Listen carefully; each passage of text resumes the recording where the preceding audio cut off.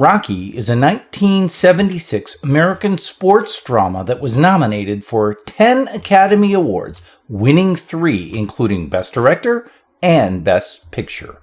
Directed by John G. Avildsen, written by and starring Sylvester Stallone, Rocky tells the rags-to-riches story of Rocky Balboa, an uneducated, kind-hearted, working-class Italian-American who works as a debt collector for a loan shark in the slums of Philadelphia. Rocky, a small-time club fighter, then gets a shot at the heavyweight boxing championship of the world. I'm Jay Haynes for the Film Trivia YouTube channel. Hey, yo, Adrian! Let's talk about Rocky. Yo, Adrian! It's me, Rocky! After producers Irwin Winkler and Robert Chartoff became interested in the script, they offered Sylvester Stallone $350,000 for the rights. Despite being practically broke, Stallone refused to sell unless they agreed to allow him to star in the film. So they agreed on the condition that Stallone continue to work as a writer without a fee and that he work as an actor for scale. After Winkler and Chartoff purchased the film, they took it to United Artists. They had originally envisioned a budget of $2 million with an established star, someone like Robert Redford, Ryan O'Neal, Burt Reynolds, or James Caan. When Winkler and Chartoff told United Artists that they could only get the screenplay if Stallone starred, then the budget was cut to $1 million, and Chartoff and Winkler signed agreements saying that they would be personally liable if the film went over budget. Unfortunately, the film did go over budget by approximately $100,000, and Chartoff and Winkler had to mortgage their houses to cover it. The good news is Rocky ended up being the highest grossing film of 1976, making $117 million in its initial release and grossing over $225 million in lifetime global revenues. In addition, it made millions more in tape and DVD rentals, purchases, as well as television rights, and most recently streaming rights. In addition, Rocky has spawned 8 very successful sequels. Most of the scenes of Rocky jogging through Philadelphia were shot guerrilla style with no permits, no equipment, and no extras.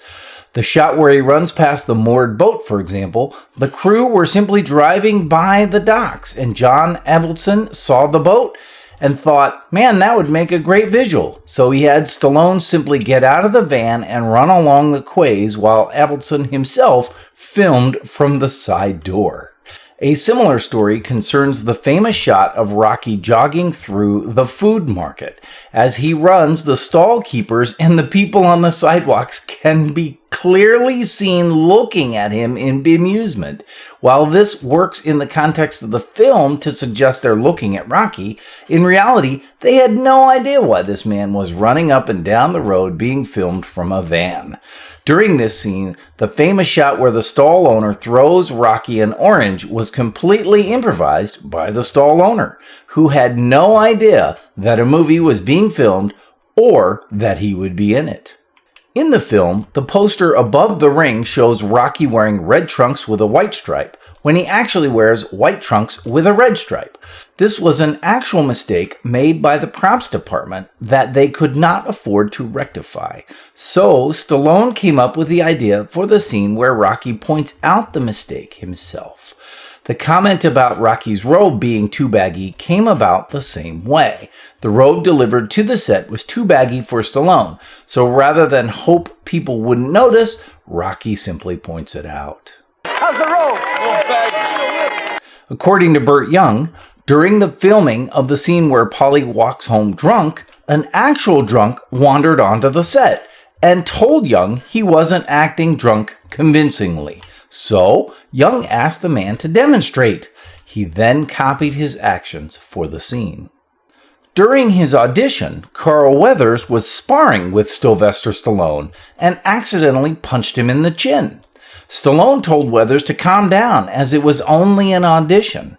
Weathers replied by saying that if he was allowed to audition with a, quote, real actor and not a stand-in, he'd do a lot better. Avildsen then pointed out that Stallone was in fact the real actor and the writer of the film. Weathers looked back at Stallone before saying, well, maybe he'll get better. During the scene where Gazzo is talking to Rocky about not breaking the dock workers' thumbs, Gazzo pulls out an inhaler mid-sentence and uses it. This was not written into the script. The actor, Joe Spinell, actually had an asthma attack and he had to use his real inhaler right on camera.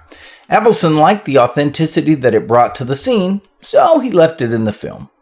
Burgess Meredith got the part of Mickey because all the other actors they considered for the role were too insulted that Sylvester Stallone wanted them to actually read for it. Tony Burton's character, Duke, who was Apollo's trainer, wasn't actually given a name until the second movie. However, in one scene, Apollo addresses him by his real name, Tony. Frank Stallone Sr., Sylvester Stallone's father, has a cameo playing the man who rings the opening bell of the fight.